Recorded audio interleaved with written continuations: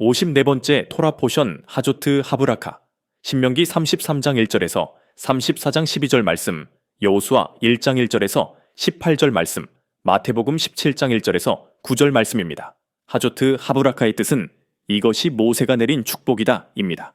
모세가 하나님의 사람으로서 이스라엘 각 지파를 축복하며 생애를 마감하는 내용입니다.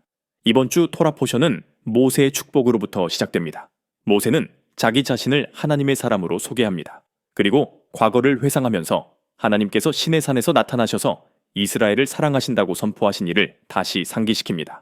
하나님의 율법, 즉 토라는 야곱의 회중을 위한 유산으로 주어졌음을 강조합니다. 그리고 또한 모세는 이스라엘이 하나님의 통치를 받는 공동체임을 선포합니다. 그 다음 모세는 각 지파의 특징과 사명을 예언적으로 축복합니다. 그리고 같은 맥락에서 야곱의 축복을 받은 12지파는 메시아가 오실 혈통의 근원을 만들어줍니다. 각 지파는 메시아가 오실 때까지 하나님으로부터 받은 사명을 감당하고 혈통을 이어나가야 합니다. 그러므로 이스라엘의 12지파는 단순히 이스라엘 민족의 구성 단위가 아니라 하나님께서 메시아 구속사를 이루시기 위한 언약적 혈통과 사명의 통로로 세우신 것입니다. 즉, 각 지파는 땅의 기업과 함께 하늘의 사명을 부여받았으며 그 사명은 메시아가 오실 때까지 이어져야 했습니다. 출애굽기 19장 6절 말씀입니다. 너희는 제사장 나라가 되며 거룩한 백성이 되리라. 하나님은 야곱의 12아들을 통해 언약 백성의 구조를 세우셨습니다. 각 지파는 단순한 부족이 아니라 하나님의 성품과 계획을 나누어 드러내는 역할을 맡았습니다. 예를 들어 레위는 하나님의 임재와 거룩을 담당합니다. 유다는 이스라엘의 왕권과 구속의 약속을 지켜나갑니다.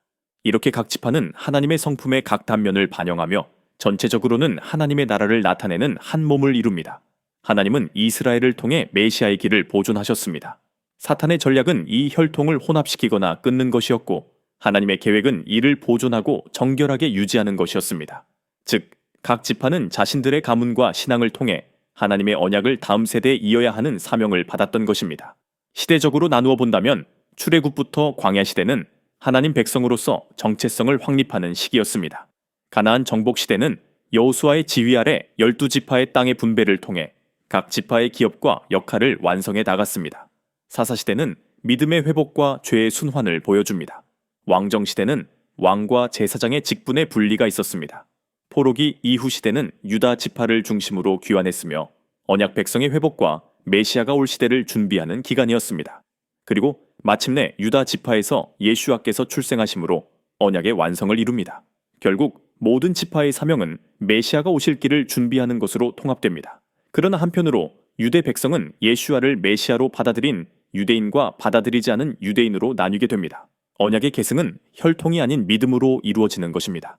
요한복음 1장 11절에서 13절 말씀입니다.